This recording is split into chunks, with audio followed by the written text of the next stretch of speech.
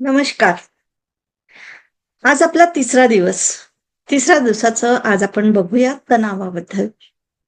तर point number आहे 14. तणाव आला तर स्वतःला भेटवस्तू द्या. म्हणजे काहीतरी गिफ्ट द्या. त्या गिफ्ट कोणत्या? तर मी त्या रिलीजिंग टेक्निक्स तुम्हाला सांगणार आहे. तर नंबर 1 रिलीजिंग टेक्निक, की भूतकाळातील घटना आठवून घ्या आणि तणावग्रस्त होण्यापेक्षा त्याच्याकडे दुर्लक्ष करून वर्तमान क्षणाचा आनंद घ्या. जीवनात बऱ्याच अशा घटना घडतात, की ज्या मनामध्ये ठाण मांडून बसल्या असतात. मन सहजासहजी त्यांना सोडायला तयार होत नाही. त्या घटनांची आठवण आपल्याला वारंवार होत असते आणि तेच चित्र डोळ्यासमोर तरळू लागते. खरं तर तणावाने माणसाला जखडलं असं त्याला वाटत असलं, तरी तो जुन्या आठवणी आठवून म्हणजे पुन्हा-पुन्हा तणावाला आमंत्रण देत असतो आणि हे वास्तव आहे.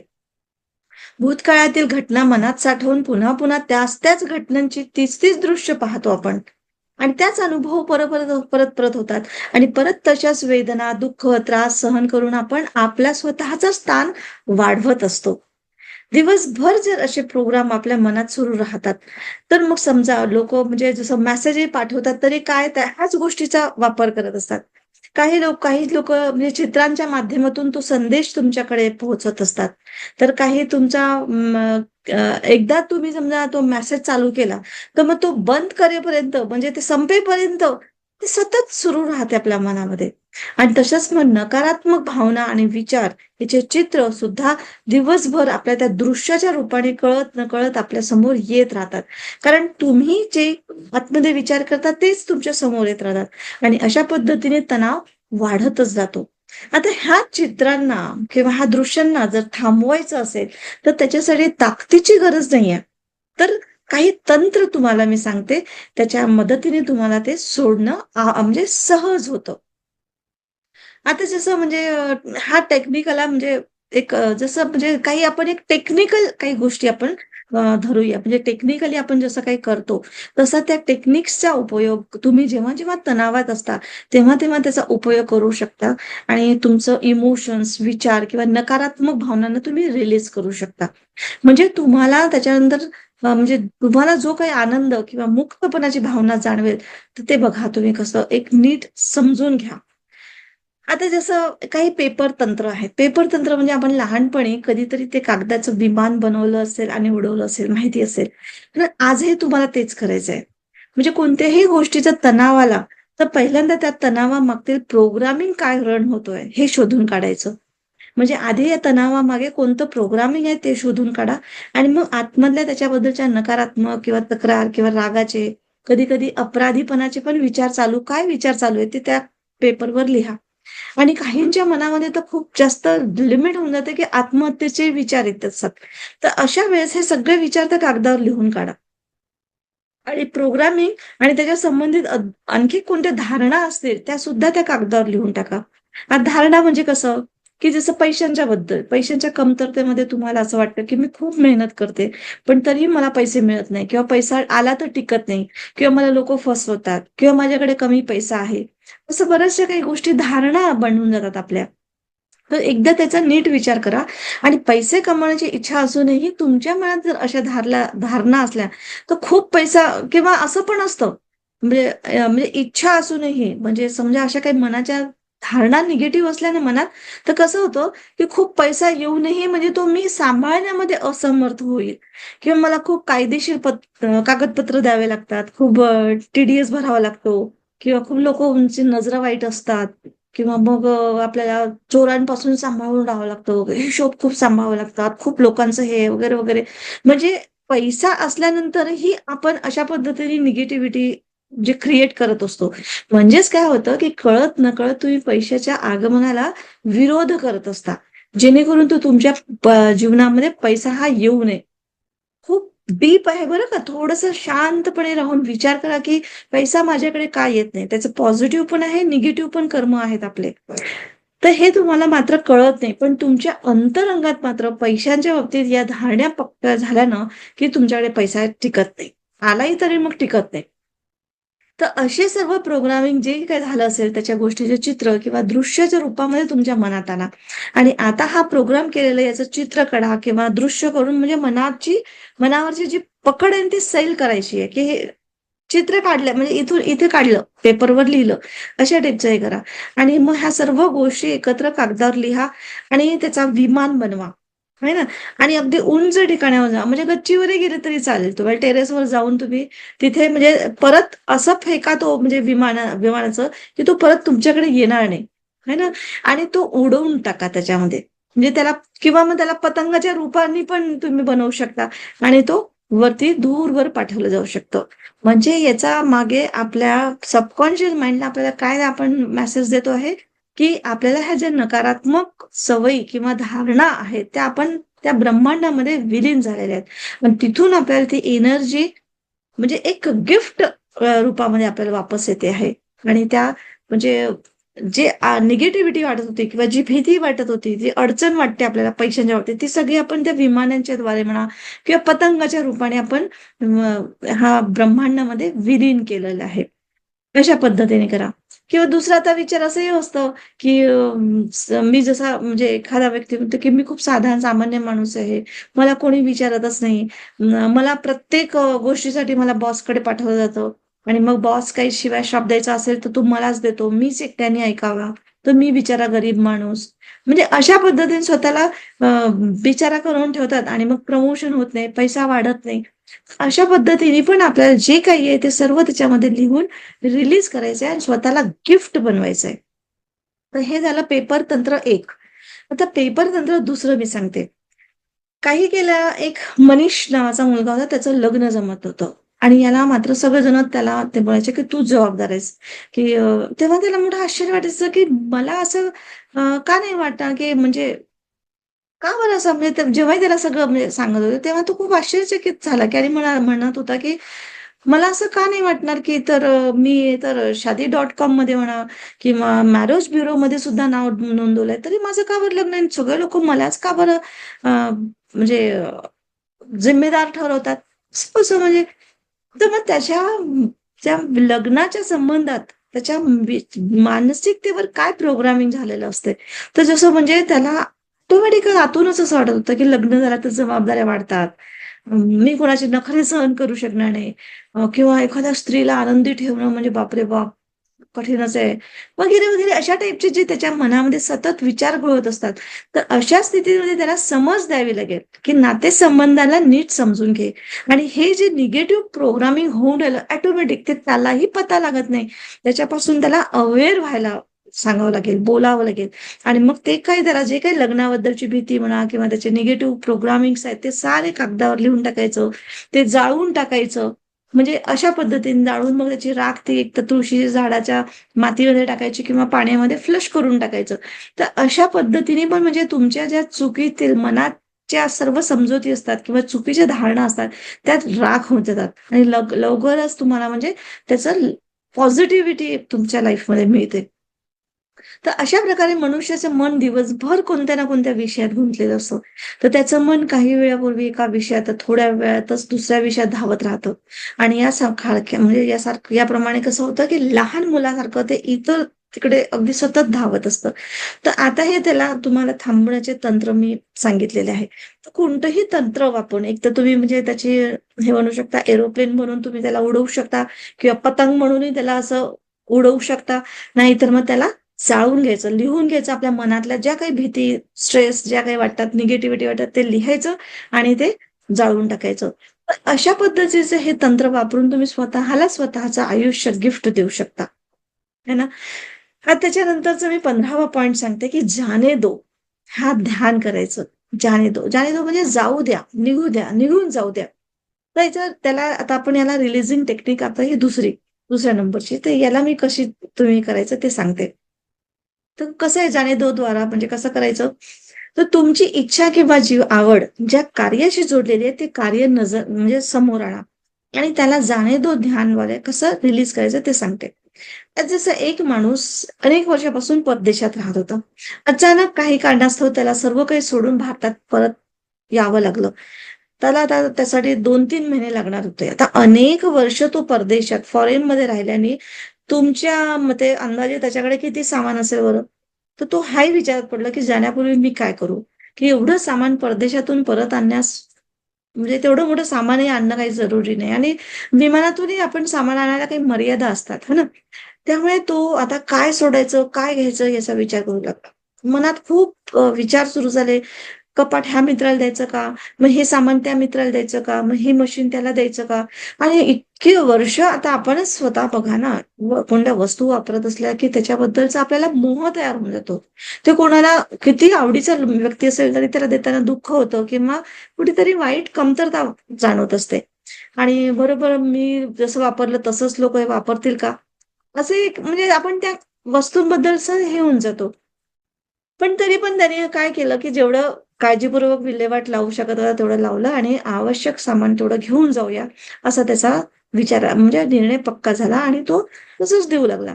मात्र जी शंका होती त्यानंतर नंतर बघू असं म्हणून त्याने काही गोष्टीचा निर्णय घेतला नाही. काही-काही वेळेस म्हणजे होतं असं बघू नंतर. तशाच पद्धतीने तुम्हाला पण आता तेच काम करायचं आहे. त्या उदाहरणाचं मी सांगितलेलं आहे. त्या उदाहरणावरून तर तुम्हाला लक्षात असं आलं असेल, की ज्या गोष्टींची आवश्यकता नाहीये, त्या उगाचच आपण घेऊन फिरतो आहे.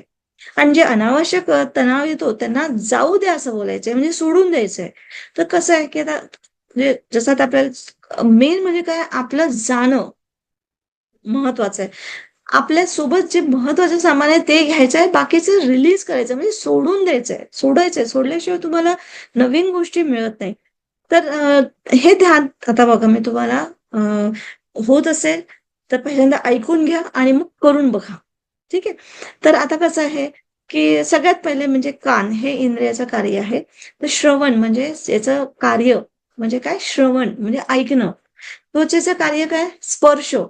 तर त्याच्याशी संलग्न असलेल्या भावनांशी म्हणजे संबंधित कार्य म्हणजे काय ते आपल्याला ठरवायचंय. जसं जिभेचं कार्य अजून चव. तर चव कशी कडू, तुरट, तिखट किंवा झुंबणारं तीक्ष्ण शब्द किंवा जखमा. तर हे सर्व त्याच्यामध्ये मी असं विचारणार आहे, की चव कशी आहे? याचं काय ऐकलेलं आहे? काय स्पर्श कसा वाटला? वगैरे, वगैरे. आणि ते जाने दो म्हणजे निघून जाऊ द्या. रिलीज करा त्याला. ठीक आहे. तर बघा मी आता फक्त एवढं सांगते आहे तशा पद्धतीने तुम्ही करून बघा. तर ध्यान मुद्रित बसा. डोळे बंद करा. स्वतःला प्रश्न विचारा, की मी माझ्या मनाशी कोणत्या इच्छा बाळगल्या आहेत? अशा कोणत्या इच्छा आहेत, की ज्या आता सोडण्याची वेळ आली आहे? त्या सोडणं योग्य आहे का? मी प्रत्येक विचार, भावना, तणाव सोडण्याची आणि त्यातून मुक्त होण्याची अनुमती स्वतःला देऊ शकते का? किंवा देऊ शकतो का? सायलेंट पद्धतीने आता स्वतःवर ह्या प्रश्नावर विचार करा आणि या प्रश्नांची उत्तर येतात का? याच्याकडे लक्ष द्या. आता या प्रश्नांची उत्तरं अशी पण असू शकतात. मी स्वतःला सर्व काही सोडून देण्याची परवानगी देऊ शकते. मी मनात साठवून ठेवलेल्या सर्व गोष्टी सोडून देऊ शकते. आता ध्यान करताना हे देखील समजून घ्या, की जेव्हा एखादी व्यक्ती सर्व काही सोडण्यास तयार होतो, तेव्हा ज्या गोष्टी त्याच्या असतात, त्या अधिक प्रमाणात वाढून त्याच्याकडे येतात आणि ज्या त्याच्यासाठी नसतात, त्या त्याच्या आयुष्यातून निघून जातात. आता ही बाब लक्षात घेऊन कोणतीही गोष्ट सोडण्यामध्ये कंजूसी करू नका. कारण गमावण्यासारखं आपल्यामध्ये काहीच नाही राहत.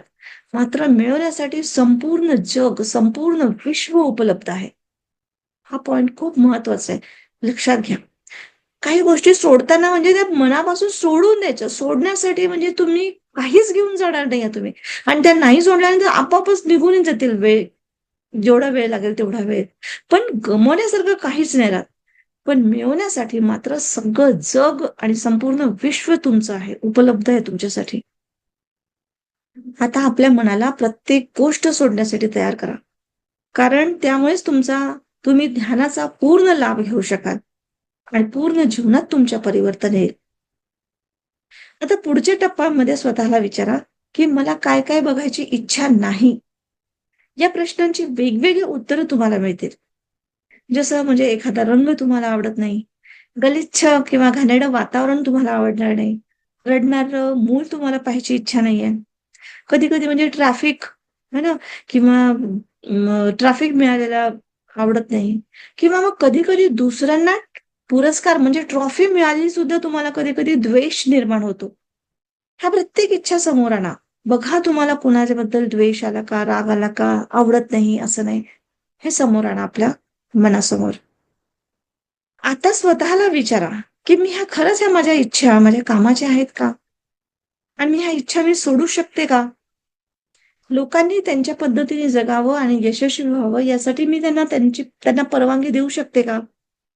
म्हणजे इव्हन आपण आपल्या मुलांना सुद्धा हे करू नको, ते करू नको, इथे जाऊ नको, असं करू नको.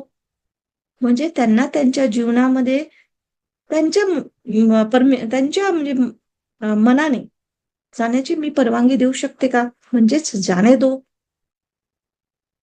तर म्हणजे ही नक्की मी परवानगी देऊ शकले, म्हणजे मी ही इच्छा सोडू शकते.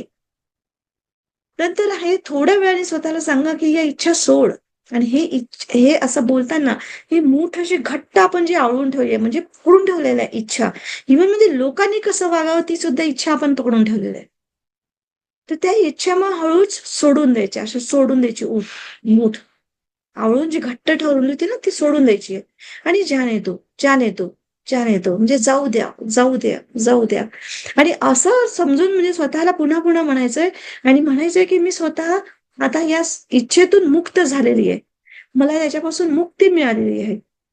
आणि या इच्छा अशा प्रकारे ह्या इच्छेपासून आपल्याला मुक्ती झाल्यानंतरच आपल्याला पुढे जायला सोपं पडतं.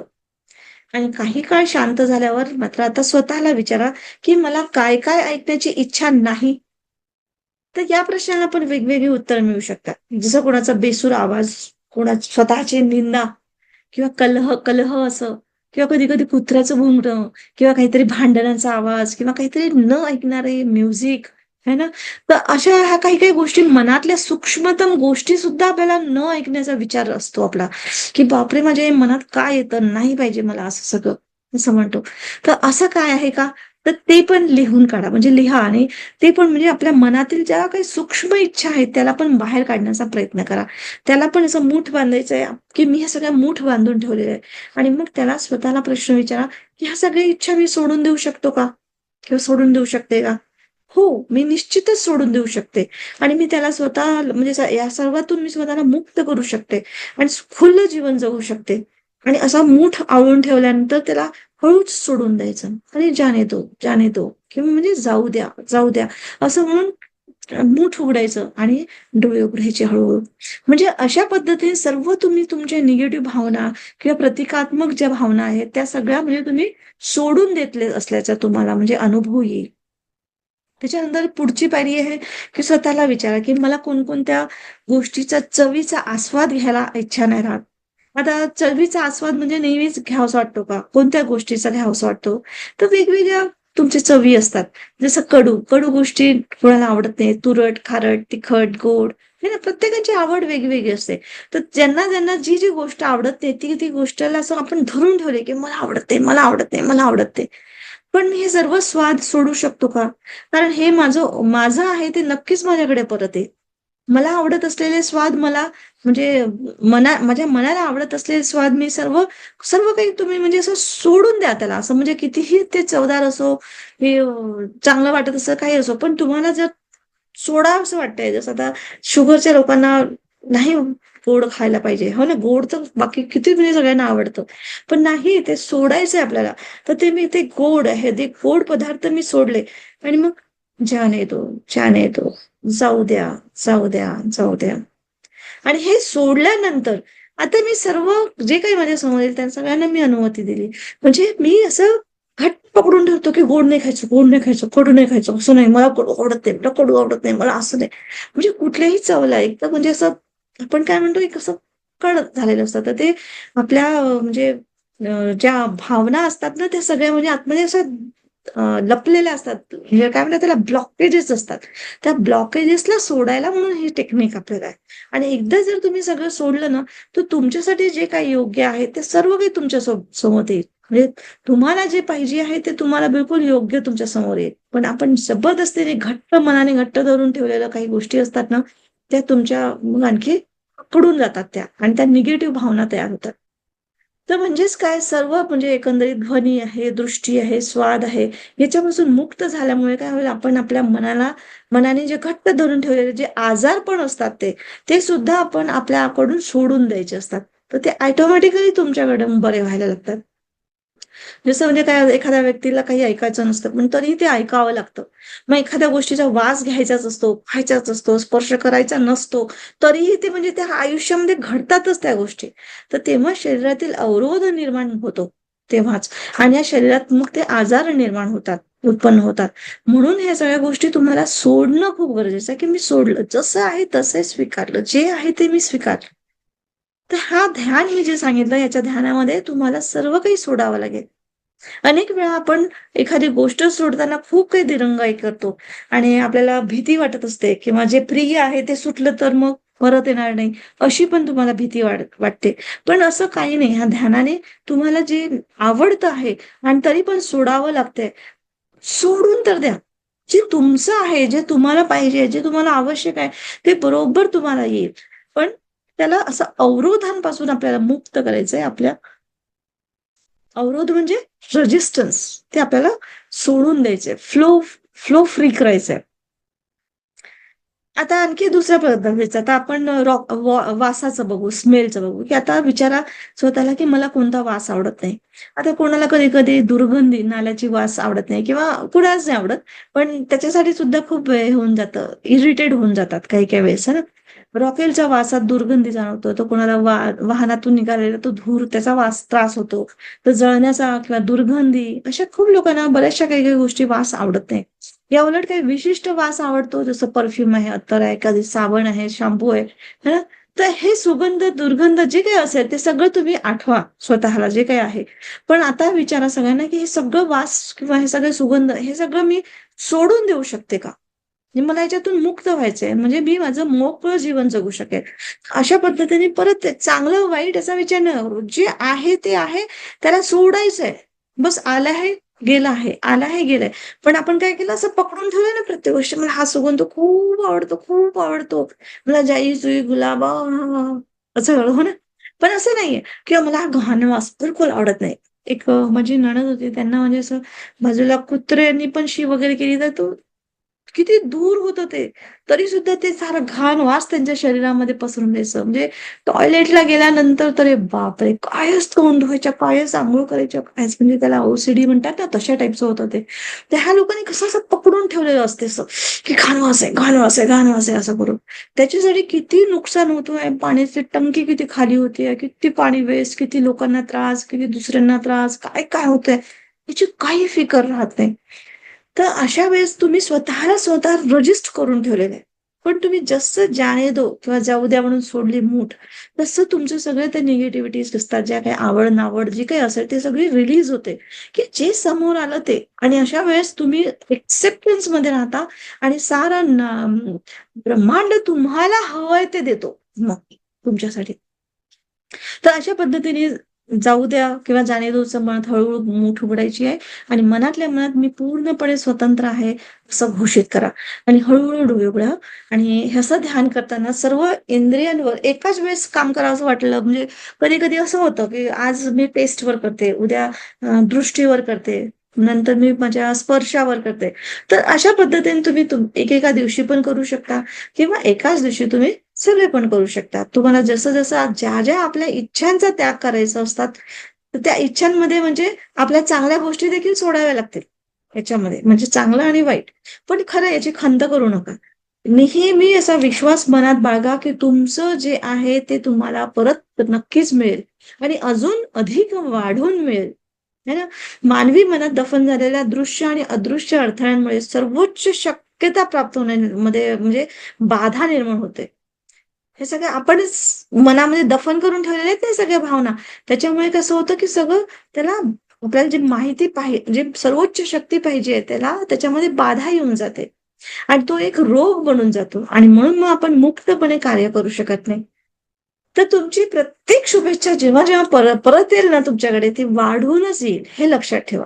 की त्यामुळे तुम्ही सर्व प्रकारच्या इच्छेतून मुक्त व्हा आणि नव्या जीवनाचा प्रारंभ करा. ठीक आहे. नंतरची रिलीजिंग टेक्निक आहे, 16वा भाग आहे. फुगे फुगवा आणि उडवा. तर ही पण रिलीजिंग टेक्निक वेगळी आहे. ही कशी म्हणजे दुःखद तुमची स्मृती कोणती असेल ती बदलवून त्याला मजेदार बनवा. आणि तेही आता आणि आत्ताच्या क्षणामध्ये बदलणे शक्य आहे. आणि त्याच्यामुळे तुमचं दुःख आणि निराशा याच्यापासून कायम सुटका होऊ शकते. समजा तुम्हाला ताप येतोय. त्यावेळी तुम्हाला किती ताप आहे हे तपासून बघण्याची इच्छा असते, कारण डॉक्टरांकडून वेळेवर औषध घेता यावं म्हणून. ताप आला नाही तरी तुम्हाला ते कळणारच नाही, है ना?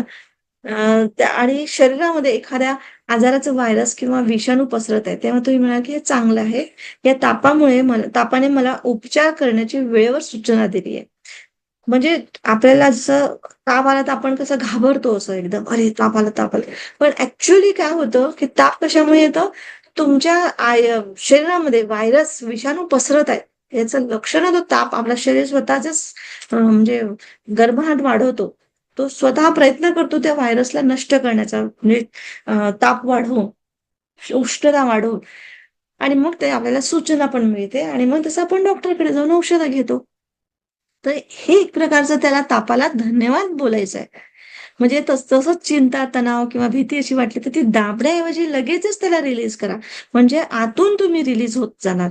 तर नकारात्मक भावनांना दडपून नाही टाकायचंय किंवा व्यक्त पण नाही करायचंय. त्यांना रिलीज करायचं. तर ते कसं? हे रिलीज करण्याचं तंत्र मी तुम्हाला सांगणार आहे आता. तर ह्याच्यातून कसं तुम्ही रिलीज करू शकता? तर बघा जसं एखादी व्यक्ती खूप तणावाखाली असते. त्याच्या विचारांमध्ये अगदी म्हणजे ती म्हणजे काय म्हणतो आपण विचारांच्या वादळामध्ये ती अगदी अशी दबून गेली आहे असं समजा. तर मग अशा वेळेस त्या व्यक्तीला तिथून सोडवण्याचा अतिशय सोपा मार्ग आहे. की या पद्धती म्हणजे 2-3 वेळा तुम्हाला कराव्या लागल्या तरी सुद्धा करा, काही हरकत नाहीये. पण ह्या तणावरूपी वादळातून बाहेर पडता येईल नक्की तुम्हाला. जेव्हा या विचारांना तुम्ही बाह्य दृश्यात आणाल, तेव्हा त्या नकारात्मक विचारांच्या तावडीतून तुम्ही मुक्त होऊ शकता आणि त्या विचारांकडे तटस्थपणे पाहू लागाल.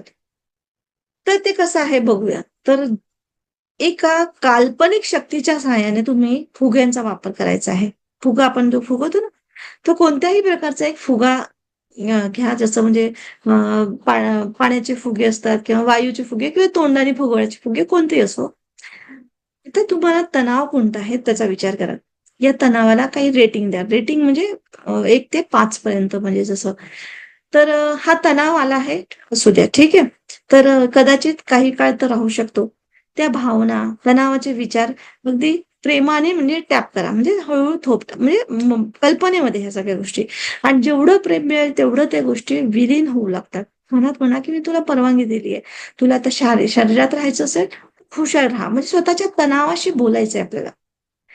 नंतर मग दुसरा हे आहे की त्याला आता रिलीज करा. म्हणजे पहिला पॉइंट काय आहे ते एक्सेप्ट करा. है ना? त्याला कुठल्याही फुगाच्या ह्याच्याने बघा. त्याच्यात आता आपण होळीच्या वेळेस पाणी टाकून फुगा फुगवतो. तसे करा किंवा फुगायची हे. आता त्याला रिलीज करा आणि तुम्हाला तुमच्या डोळ्यासमोर फुग्याची कल्पना करायची आहे आणि शरीराच्या ज्या भागामध्ये तणाव आहे तिथे फुगा न्या. तुमची सर्व चिंता, तणाव, दुःख या फुग्यात भरायला सुरुवात करा. म्हणजे कल्पनेमध्येच. रिअली फुगा नाही आणायचा आहे, कल्पनेमध्ये. आता जसं तणाव कुठे असतो? जनरली आपल्या डोक्यात आपण म्हणतो पण, "अरे मला खूप चिंता, खूप स्ट्रेस आहे." तर मग इथे लावा फुगा.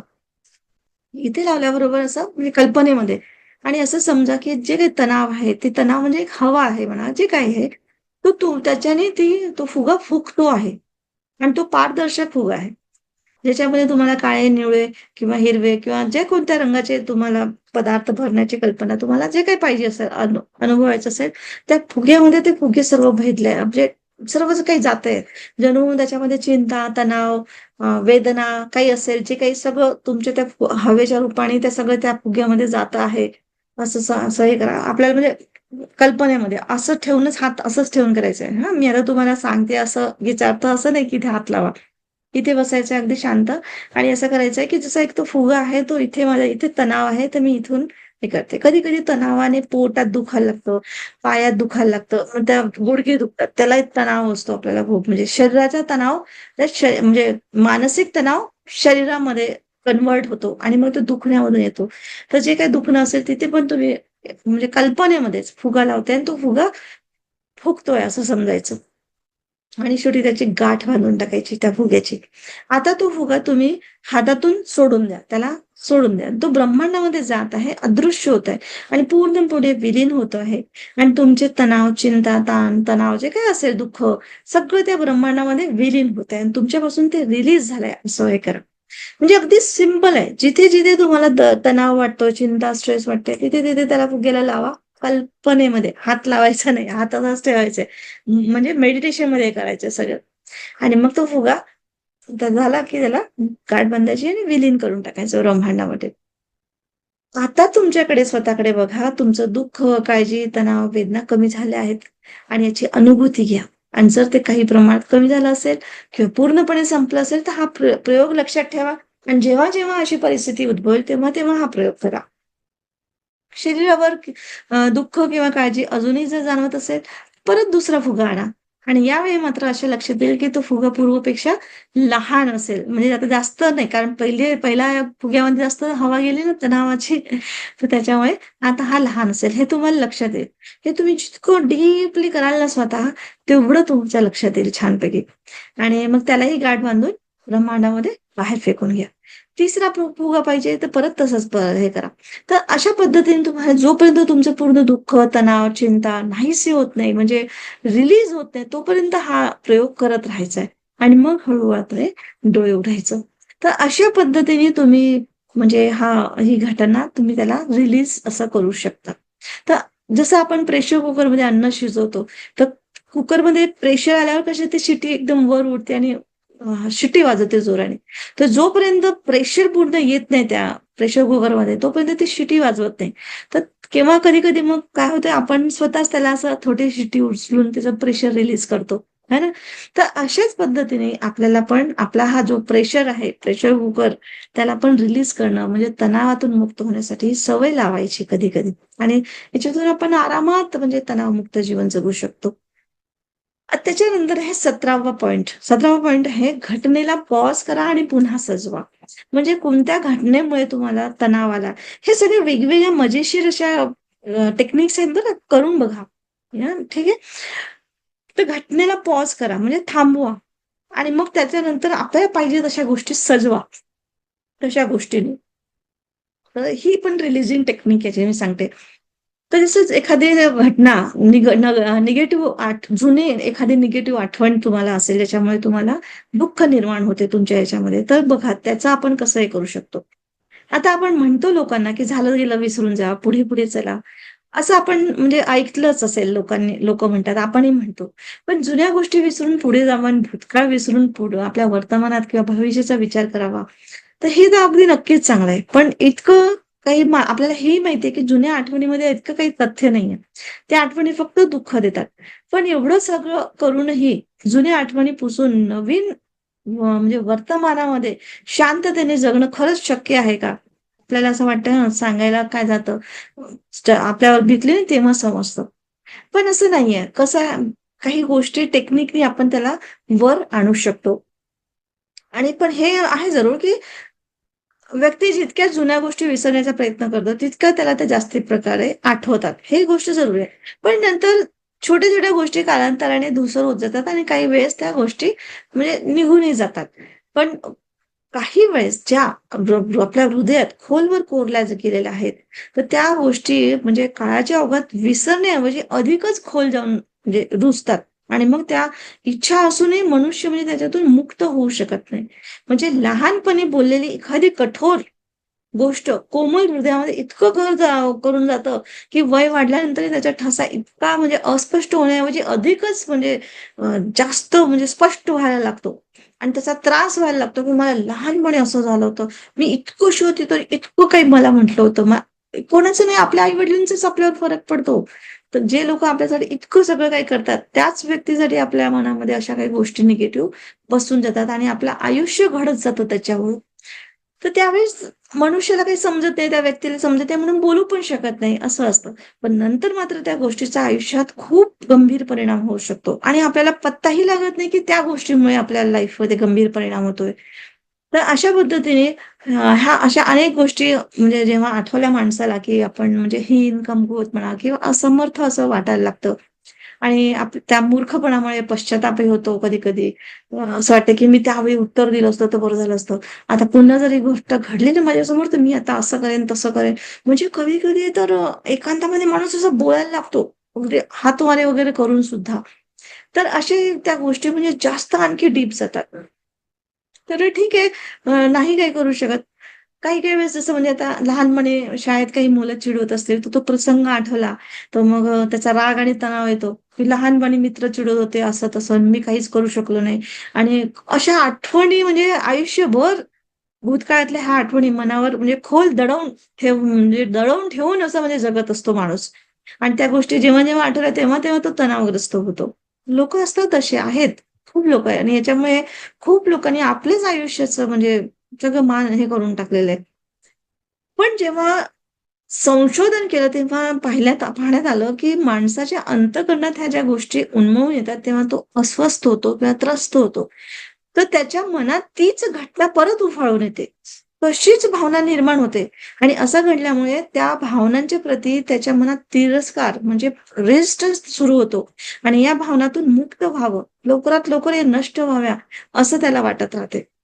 त्या दूर करण्याच्या प्रयत्नात तो अजून त्याला वाढवत असतो. तो एक जेवढ्या ह्या गोष्टीला दूर करण्याचा प्रयत्न करतो, तितकी ती गोष्ट वाढत जाते. जसं एक मी तुम्हाला आता उदाहरण एक सांगते, की एक नितीन नावाचा मुलगा 26 वर्षाचा तरुण.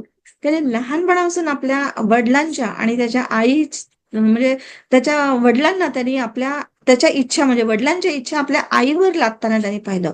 जसं हाच स्वयंपाक करायचं, ह्या व्यक्तीशी बोलायचं, ह्या व्यक्तीशी बोलायचं नाही, इकडे जायचं नाही, तिकडे जायचं नाही, हे कपडे घालायचे नाही, वगैरे, वगैरे. म्हणजे असे अनेक मुद्द्यावर म्हणजे पालकांना वाद घालताना आपण पाहिलं म्हणजे आपणही बघतोच आणि त्यांनी पाहिलं. तर वडिलांनी आईवर हात उचलला नाही त्यांनी बरेचदा पाहिलं होतं. तर हे त्याच्या बालमनावर खूप खोलपर्यंत रुजलेलं होतं. आणि म्हणजे लग्न म्हणजे नवरा-बायकोतलं भांडण. म्हणजे असं त्याच्या मनामध्ये रुजल्या गेलं. आणि नितीन जेव्हा मोठा झाला, तेव्हा त्याच्या घरामध्ये लग्नाची चर्चा झाली, तर त्याला उत्साह होण्याऐवजी तो तणावातच जायचा. आणि त्याचं हे अज्ञात काय होतं समस्या हे त्याला माहीतच नाही काय होते आणि त्याचं म्हणजे म्हणजे त्याचं शरीर कसं रिप्लाय करायचं, तर त्याला लग्नाची गोष्ट कळली की विनाकारण चक्कर येऊ लागणं, पोटात मुरडा येणं. अनेक तज्ञांना दाखवलं. अनेक मेडिकल टेस्ट केलं, रिपोर्ट सगळे नॉर्मल आहे, काहीच नाही. पण माझं वैवाहिक आयुष्य माझ्या आई-वडिलांच्या वैवाहिक आयुष्यासारखं तर होणार नाही, तणावग्रस्त तर होणार नाही. हा एका विचाराने लग्नासारखे आनंद आणि उत्साह देणाऱ्या प्रसंगी सुद्धा तो भूतकाळात घडलेल्या घटनामुळे तणाव निर्माण करायला लागला तो. आणि हे वास्तव मात्र कोणालाच पटत नव्हतं किंवा माहिती नव्हतं, समजलंही नव्हतं.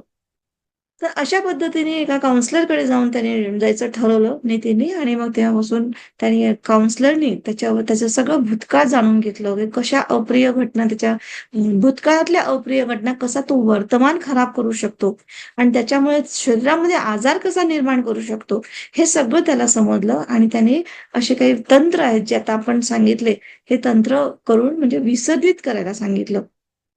तर एक खूप चांगला मी तुम्हाला एक सांगते आहे. हा एक प्रकारचा म्हणजे सुंदर एक मेडिटेशन म्हटलं तरी चालेल. तर तुम्ही परत ऐकून घ्या आणि त्याच्यानंतर तुम्ही तसा तो प्रयोग करा. ठीक आहे?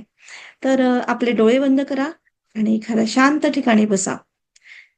एखादी जुनी घटना आठवण्याचा प्रयत्न करा. जी तुम्हाला ती घटना आठवत असताना तुम्ही म्हणजे तिथे सर्वात जास्त दुःखी असता आणि ती घटना म्हणजे तिच्या सर्वोच्च टप्प्यावर तिथे असते. तर तिथे तुम्ही थांबा, की जिथे तुम्हाला म्हणजे ते सर्वोच्च याच्यावर निगेटिव्हिटी तुम्हाला येतो आणि तो जो पोर्शन आला त्याला पॉज करा त्या व्हिडिओला आणि ते चित्र स्थिर करा. जसं एखाद्या घटनेत कोणी तुम्हाला मारहाण करतोय, शिवीगाळ करतोय किंवा तुम्हाला खूप जास्त वेदना होतोय, कोणीतरी काहीतरी बोलतोय तर. तर अशा पद्धतीने ते चित्र समोर आणा. तुमच्या आयुष्यातलं जे काही असेल ते. त्याला पॉज करा आणि त्या आता पॉज केल्यानंतर जसं आपण टीव्हीला आपण रिमोटने थांबवतो, तर तो स्टॉप होतो ना, तशा टाईपचं ते करायचं आहे. आता ते दृश्य, जे काही दृश्य असेल, ते दृश्याला पॉज केल्यानंतर थांबला तो, स्थिर झाला. आता त्याच्यामध्ये डेकोरेशन करा, म्हणजे त्याला सजवा. जसं म्हणजे एखादं चित्र असेल, तर त्याला लहान मुलं कसे त्याला काहीतरी चित्र लावतात, कल्पनेने सजवतात, रंग देतात, है ना? तर तशा पद्धतीने त्याला म्हणजे हे चित्र हे करा. जसं एखादं किंवा काहीतरी मजेदार असं चित्र करा, की जसं कार्टून बनवा. एखादा स्त्री जर तुम्हाला जशी आवडत नसेल किंवा काहीतरी तिला दाढी-मिशी काढून पुरुष बनवतात, है ना? ज्याच्यात आपण म्हणजे हसू येईल. तर अशा पद्धतीने कल्पनेने करा. तर त्याच्यामध्ये जे काही किंवा त्याला डॉन्कीचं हे देऊन द्या. किंवा जोकरचं नाक लांब करून टाका कोणाचं, है ना? तर किंवा त्याचा एक डोळा म्हणजे असं डाकूला जसं बंद करतो तशा बंद करा काहीतरी. कोणाचं बघणं तुम्हाला आवडत नसेल, नजरेने कधी-कधी असतं लहानपणी एखादी गोष्ट होते आणि मोठेपणी तीच ही गोष्ट होते. तर त्या डोळ्यांवर एखादी पट्टी लावून टाका. जे काही असेल, तुमचे जे काही दुःखद असे चित्र असतील तिथे, त्या चित्राला तुम्ही धूसर असं करून म्हणजे त्याच्यावर कार्टून हे करून टाका. है ना? आणि मग असं ते कार्टून चित्र बनवून, की त्याला असं एखादं धूसर बनवा. धूसर म्हणजे असं त्याच्यातलं अ, रंग बंद करून टाका. म्हणजे जसं आपण टीव्हीमध्ये ॲडजस्ट करतो, कलर बंद करतो, आवाज बंद करतो, है ना? ते सगळं असं बंद करून त्याला एकदम म्हणजे स्थिर ठेवायचं आहे आणि स्वतःलाच मग ते थोड्या वेळाने ते स्वतःच तयार केलेलं दृश्य बघा आणि स्वतःला विचारा, की जे काही क्षणापूर्वी दुःख होतं, काय तेवढंच आताही आहे का? तर नक्कीच नाही. काहीतरी दुःखातून हा आनंद जाणवेल तुम्हाला, मुक्तीचा आनंद होतो किंवा मग काहीतरी हसू येऊन जातं किंवा तेच त्या अवस्थेत तुम्ही जिथे अडकून पडलेले आहे, तिथून तुम्ही बाहेर येण्यासाठी काहीच अडचण येत नाही. तर आणि मग त्याला शेवटी म्हणजे घटनेला पॉज करून म्हणजे अगदी म्हणजे काय म्हणतात त्याला फाडूनही टाका तो चित्र असं फाडून टाका किंवा मग त्याला मिटवून टाका असं आणि त्याला विलीन करून टाका. तर हे बघा, ह्या प्रयोगातून तुम्हाला आता असं समजेल, की वाईट घटनांच्या आठवणी विसरण्यासाठी तुम्हाला इतके वर्ष थांबण्याची गरजच नाहीये. आता त्वरित आपण म्हणजे ह्या क्षणामध्ये तुम्ही तुमच्या जुन्या आठवणींना मजेशीर किंवा मनोरंजक बनवू शकता. आणि हे आपल्या मनाची, आपल्या माइंडचे म्हणजे गेम आहे हे सगळे. त्या गेमला ओळखून आपल्याला आपल्या पद्धतीने आपण संपवू शकतो किंवा त्याला दुसरा एक रूप देऊ शकतो. तर कोणतीही घटना नवीन रूपात पाहिली, तर तेव्हा आपल्या मनामध्ये नवीन रेकॉर्ड तयार होतात आणि जुने रेकॉर्ड आता चालत नाही. तर तेच जुने रेकॉर्ड वाजवून आपण जर तीच घटना आपल्या मनामध्ये खोलवर रुजत जातो आणि नवीन रेकॉर्ड म्हणजे बनवत नाही. तर त्याच्यामुळे आणि जसं आपण मग नवीन रेकॉर्ड बनवलं ॲक्चुअली आपल्याला पाहिजे तसं, तर आपण जुनं विसरतो. हा मनाचा गेम आहे हा सगळा. ह्या गोष्टीचं जाणलं पाहिजे. तर अशा पद्धतीच्या घटना बऱ्याच लोकांच्या आयुष्यामध्ये नेहमीच घडत असतात. पण प्रत्येकाचं संगोपन वेगवेगळ्या पद्धतीने झालेलं असल्यामुळे वेगवेगळ्या तणावपूर्वक घटना त्यांच्या जीवनात वरचेवर घडत असतात. आणि त्यामुळे तुमच्या आयुष्यातील वाईट घटना देखील वेगवेगळ्या पद्धतीने सजवून बघा. तर व्हिडिओ फिल्मप्रमाणे त्या घटनेचा वेग कमी जास्त करायचा, रिवाइंड करून बघा किंवा एखादा व्हिडिओ रिवाइंड करून पाहिला तर कॉमेडी वाटतो का? तर तुमच्या आयुष्यातील वाईट घटनांना कॉमेडी बनवण्याचा प्रयत्न करा. तर अशा पद्धतीने आपण आपल्या तणावातून मुक्त होऊ शकतो. आता नेक्स्ट पॉइंट आहे, 18वा पॉइंट आहे. रिलीजिंग टेक्निक सांगते अजून हं.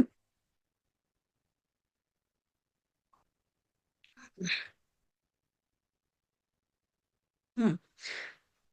तर ही रिलीजिंग टेक्निक 5 नंबर आहे. म्हणजे तणावात शांती कशी प्राप्त करायची? तणाव आणि श्वास हे परस्पर संबंधित आहेत. त्यामुळे तणाव येताच ध्यानाद्वारे आपल्या श्वासावर नियंत्रण ठेवण्याची कला शिकायला पाहिजे. म्हणजे तणाव आला की त्याला आपल्याला कमी जास्त म्हणजे स्पीड कमी जास्त होऊन जाते श्वासाची आणि जेव्हा आपण नॉर्मल श्वास करतो, तर आपोआप तणाव पण नॉर्मल व्हायला लागतो. तणावपूर्वक अवस्थेत माणसाच्या मनात विचारांचं वादळ असेल ना, तर मन वर्तमानाचा अनुभव घेऊ शकत नाही. आणि वादळाची धूळ मनाच्या आरशाला धूसर करते. अशा वेळी वादळ शांत होण्यासाठी वेळ देणं आवश्यक असते. यावेळेस काहीच करू नये असं म्हणतात. पण हे काहीच नाही कसे करावे? काहीच नाही हे कसं करावं? तर हे कसं होतं? म्हणजे आपण म्हणतो ना ध्यान करताना काहीच करू नये. म्हणजे हे काही न करणे म्हणजे कसं करावं? तर बघा जसं वादळामुळे जेव्हा समुद्रामध्ये जहाज प्रवास करू शकत नाही, तेव्हा जहाजाचा खलाशी साखळीबंद नांगर म्हणजे जहाज पाण्याला बांधून ठेवण्यासाठी वापरणारा जो हुक असतो ना, तो पाण्यात टाकतो आणि वादळ शांत होईपर्यंत हा अँकर वापरला जातो. याला अँकर म्हणतात. म्हणजेच कारण काही न करण्यासाठी ही वेळ असते. तर दरम्यान प्रवास केल्यानंतर जहाज बुडण्याचा धोका असतो किंवा अधिक जास्त असतो त्या धोका म्हणजे त्याच्यामध्ये. तर त्याचप्रमाणे समस्यारूपी वादळ आलं समजा आयुष्यामध्ये आणि विश्वास आपला डळमळीत होऊ लागला. काहीच न करण्याचा निर्णय घेणं सर्वात उत्तम आहे. नाहीतर उगाचच लोकं म्हणजे रात्र-रात्र झोपत नाही, इकडे-तिकडे फळफळ करतात, त्याच्याशी बोलतील, काय करतील म्हणजे क्षणभर सुद्धा शांत बसायला तयार राहत नाही. पण ह्यावेळेस काहीच न करण्याचा निर्णय घ्यायचा. या काळामध्ये फक्त विचारांकडे लक्ष द्यायचं. तर विचारांच्या लहरींशी एकरूप न होता त्यांना तटस्थपणे साक्षी होऊन पाहायचं. तर अशा प्रकारे साक्षीभाव ठेवून पाहायला नकारात्मक विचारांची शक्ती क्षीण होते आणि न झालेला विश्वास पुन्हा जागृत होतो. तर तुम्ही जर शरीराला सूचना दिली, की रिलॅक्स हो, तणावमुक्त हो, तर तुमचं शरीर नक्कीच तुमचं ऐकतो आणि तुम्ही तत्काळ तणावमुक्त होता. तर अशा प्रकारे पायापासून तर डोक्यापर्यंत शरीराच्या प्रत्येक भागाला रिलॅक्स करा. पाय, खांदे, कमर, गुडघे अशा शरीराच्या सर्व भागातील तणाव दूर करून शरीराला पूर्णपणे रिलॅक्स करा.